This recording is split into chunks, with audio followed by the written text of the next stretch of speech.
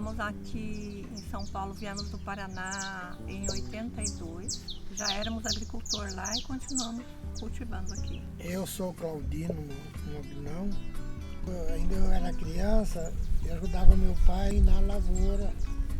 E naquela época não tinha... O trator era uma junta de boi. Não tinha, era tudo no braço. Então a gente já cresceu desde os 6, 7 anos, já trabalhando na roça. Eu me chamo Beatriz, né? Essa aqui é minha mãe Olinda. A gente está aqui na cidade de Mogi das Cruzes, né? E a gente aí está incluída aí na agricultura familiar. Meu nome é Jaqueline, sou filha do seu Claudinho e da dona Irene. Vim para cá, para São Paulo, eu tinha 6 anos. Meu pai sempre trabalhou com roça, com olerícolas.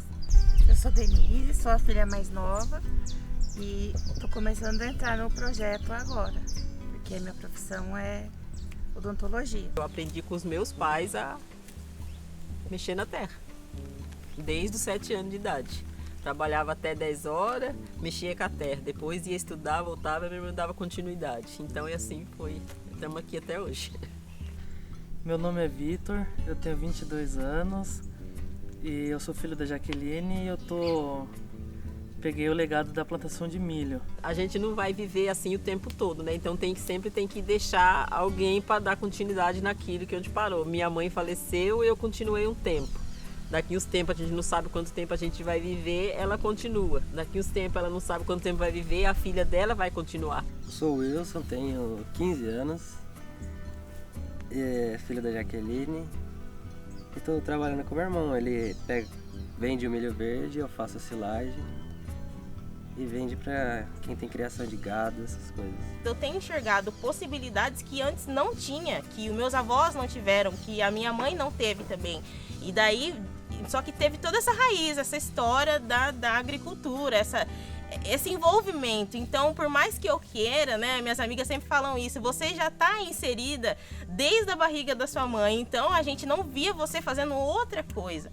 Então é um gosto hoje de mexer, de botar semente, de botar mudando a terra, ver, produzir, né, ensinar a minha filha, né, a importância que ela fala, não, minha mãe é agro é top, né? Eu falo, isso, filha, porque o agro, na verdade, ele tá inserido em todos os lugares, né? Tem uma frase que a gente sempre vê nas redes sociais, né?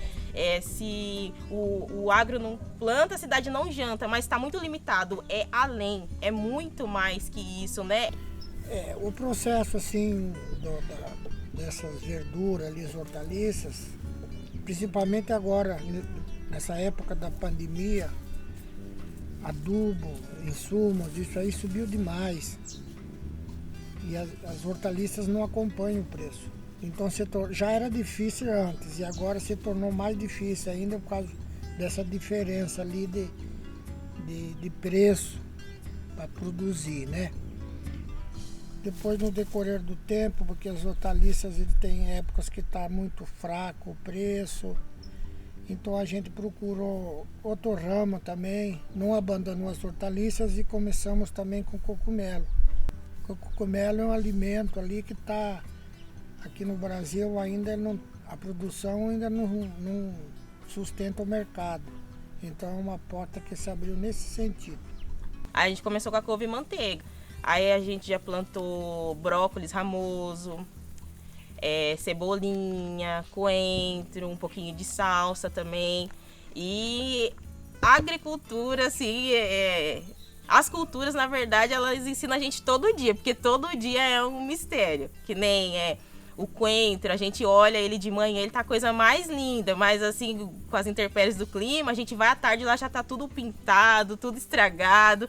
Então é o tempo todo aprendendo, o tempo todo é muita chuva, é muito sol, é muita água, é pouca água. Então, na verdade, a gente tem que buscar conhecer cada vez mais a cultura, né? As culturas que a gente implanta aqui.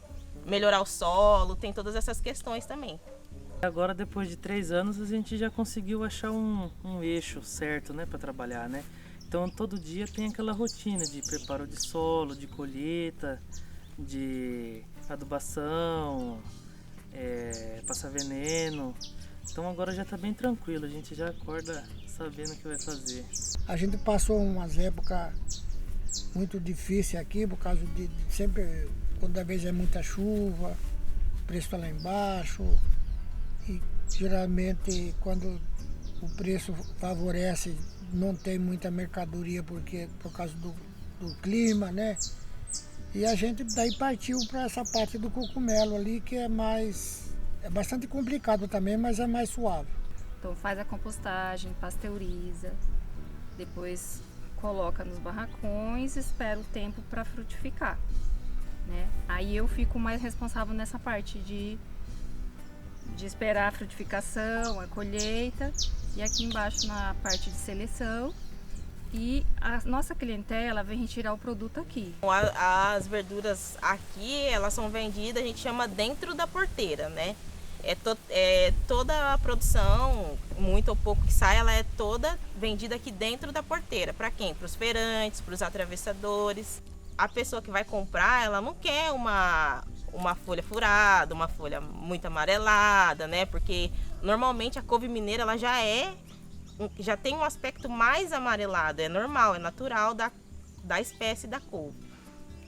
Então de 15 em 15 dias, depois que está colhendo, a gente faz a aplicação do adubo, o NPK, né? Que tem nitrogênio, essas coisas todas. A gente faz a aplicação também de vitamina via foliar, que a gente usa vitamina à base de cálcio, boro, magnésio. E essa vitamina a gente acaba dando um intervalo de uma semana sim, uma não.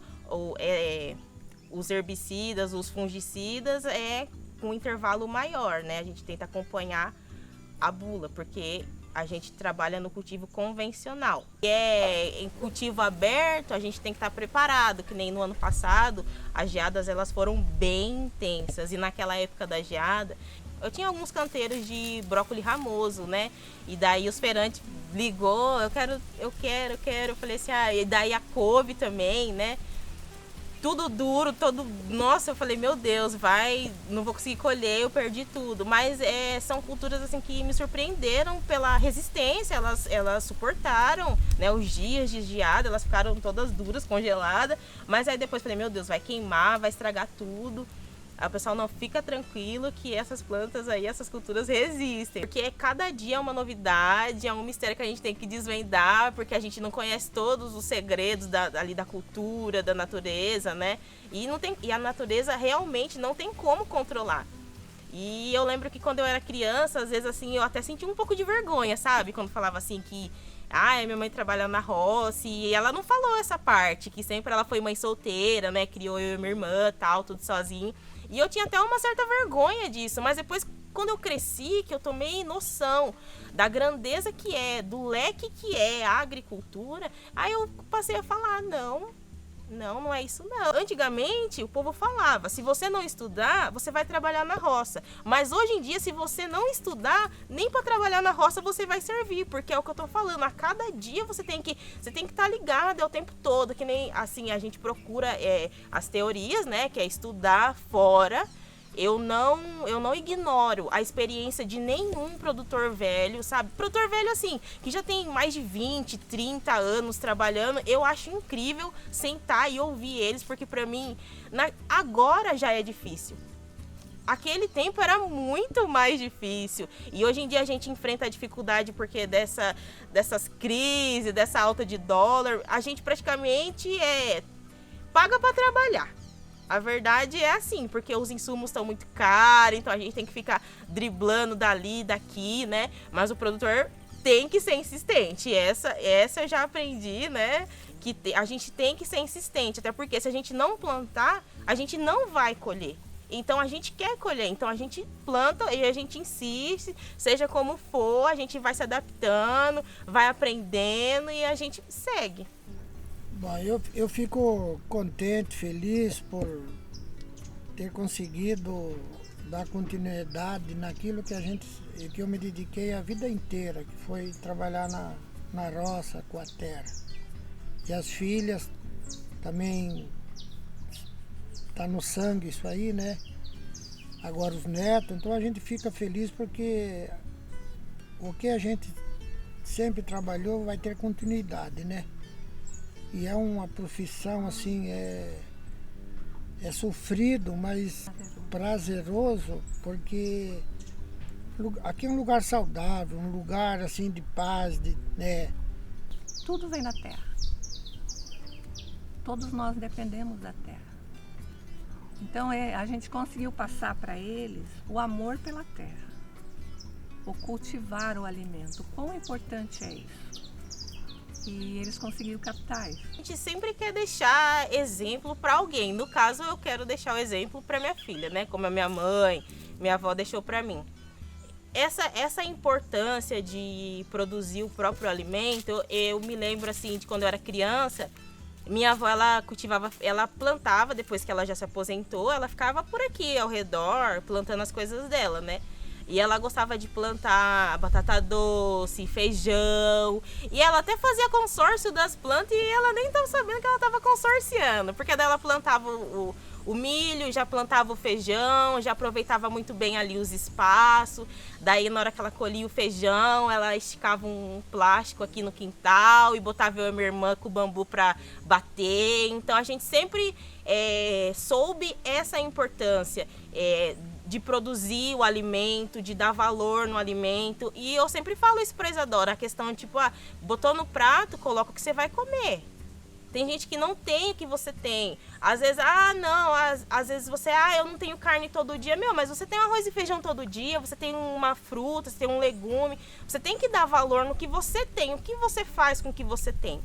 E eu passo isso pra Isadora. Ela, quando a gente sai, ela fala, minha mãe é do agro, ela quer contar pra todo mundo, ela quer falar, né, Isa? Um dia eu vendi couve pra minha professora. Você vendeu couve pra professora, Isa? Vendi, ofereci pra ela. Ela quer falar que a mãe dela é produtora, ela quer contar, não, minha mãe estudou agronegócio, minha mãe, então eu já vejo ela tendo esse gosto, é meu rabinho, né, aonde eu vou, ela tá junto. Que, né, antes da gente abrir aqui a chácara, eu trabalhava lá na propriedade da Jaqueline lá. E ela junto comigo na roça, andando, é sol, é chuva, ela junto. Então desde pequena também. Eu falo assim, a gente não tem o direito de ser fraco, porque a gente não teve essa escolha de ser fraco. A gente tem que ser o tempo todo forte, porque a vida não nos deixe, e eu sou grata por isso, porque eu vejo o valor que se tem, eu repasso o valor que se tem, e a cada vez que a gente vai se inserindo nesse mundo, cada vez mais, eu fico mais apaixonada de ver a riqueza que a agricultura ela traz, assim, aprender cada vez mais, como que é o processo disso, o processo daquilo, é apaixonante. Então, hoje eu posso dizer que eu amo a agricultura.